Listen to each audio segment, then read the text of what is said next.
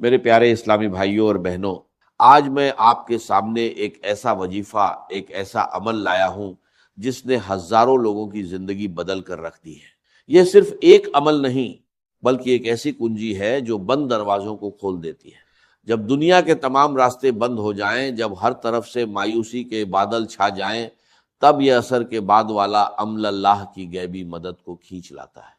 آپ نے عصر کی نماز ادا کرنے کے بعد، یعنی عصر کی نماز آپ نے پڑھ لی، تو وہیں اسی جگہ بیٹھے رہنا ہے، اٹھنا نہیں ہے، اپنی جگہ سے بالکل نہیں ہلنا۔ وہیں بیٹھے بیٹھے آپ نے یہ کلمات صرف اور صرف 33 بار پڑھنے ہیں۔ اور اس عمل کی طاقت اتنی ہے کہ اگر لاکھوں کے قرض دار بھی ہیں نا، تو آپ کے سارے قرضے کا انتظام غیب سے ہو جاتا ہے۔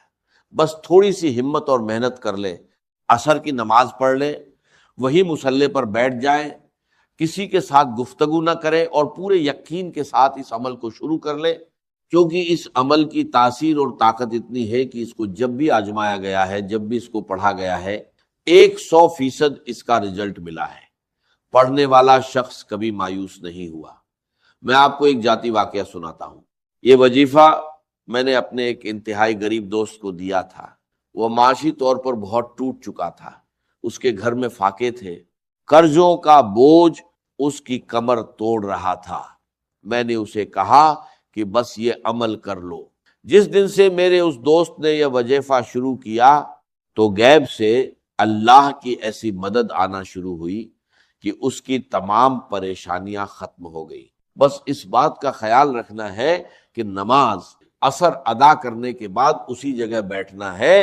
ایک اور شخص نے تو یہاں تک کہا کہ مجھے فوراً 20 لاکھ کی اشد ضرورت تھی، کسی جگہ سے راستہ نہیں مل رہا تھا، اور اللہ تعالیٰ نے اس عمل کی برکت سے ایسا سبب پیدا فرمایا کہ مغرب سے پہلے پہلے پیسوں کا انتظام ہو گیا۔ یہ اللہ کی قدرت ہے۔ وہ جب دینے پر آتا ہے تو پھر وہ نہیں دیکھتا کہ بندہ کون ہے، وہ صرف بندے کا اخلاص دیکھتا ہے۔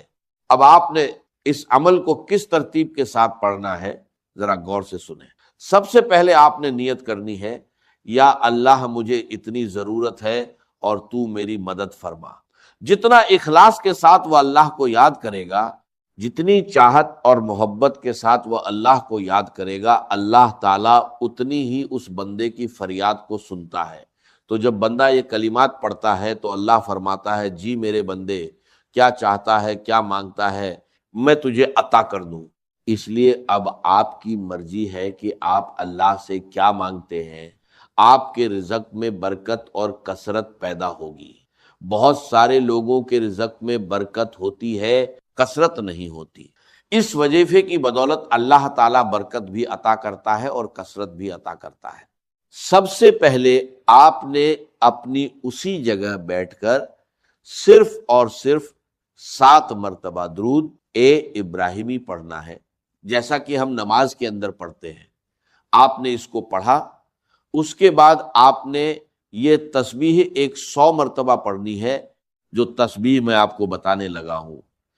اس تسبیح کی برکت اتنی ہے کہ اگر آپ کے گناہ آسمان تک بھی پہنچ جائیں تو پھر بھی آپ اس کو پڑھ کر اللہ سے بخشش طلب کریں تو اللہ تمہارے گناہوں کی بخشش فرما دیتا ہے۔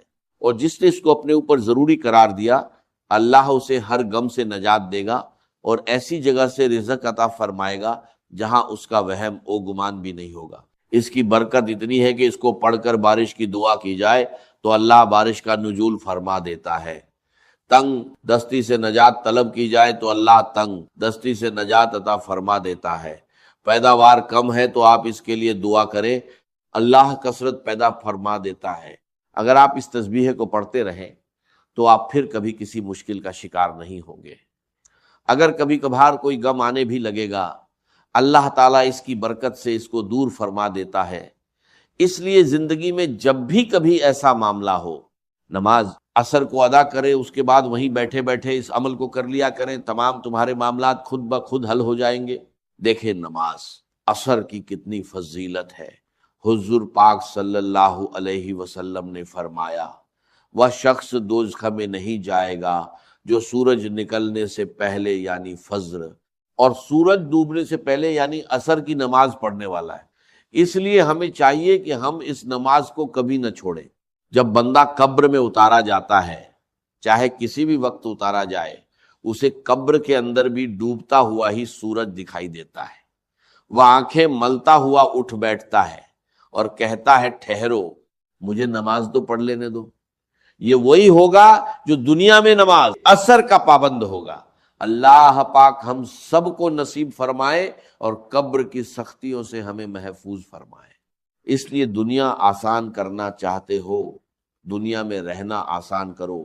سب کچھ دنیا پیسہ روپیہ نہیں ہوتا، اگر سکون ہے تھوڑے پیسے میں بھی وہ تمہارے لیے کافی ہے، اگر سکون نہیں تو بہت زیادہ پیسے میں بھی سکون نہیں ہوتا۔ اس لیے اس عمل سے اللہ تعالیٰ آپ کو سکون بھی عطا فرمائے گا۔ اس لیے آپ نے سب سے پہلے اسی ترتیب کے ساتھ یہ تسبیح پڑھنی ہے۔ درود پاک پڑھا، آپ نے پھر استغفار کے کلمات پڑھنے ہیں۔ استغفر اللہ، استغفر اللہ، استغفر اللہ۔ آپ نے یہ 100 کلمات پڑھنے ہیں۔ اس کو پڑھیں گے تو اس کے ذریعے اللہ تمہارے گناہوں کو معاف فرما دے گا۔ پھر جب بندے کے گناہ معاف ہو جاتے ہیں، اللہ بندے سے راضی ہو جاتا ہے۔ پھر جب رب بندے سے راضی ہوتا ہے، رب فرماتا ہے مانگ میرے بندے تو کیا مانگتا ہے، تو جو بھی مانگے گا میں تمہیں عطا فرما دوں گا۔ اور اس سورہ مبارکہ کو ایک بار پڑھنے سے ایک حصہ، 2 بار پڑھنے سے 20 پارے، اور 3 بار پڑھنے سے پورا قرآن پڑھنے کا ثواب ملتا ہے۔ تو اس سورہ مبارکہ کو سورہ اخلاص کہتے ہیں۔ ہر بار بسم اللہ کے ساتھ پڑھنا ہے۔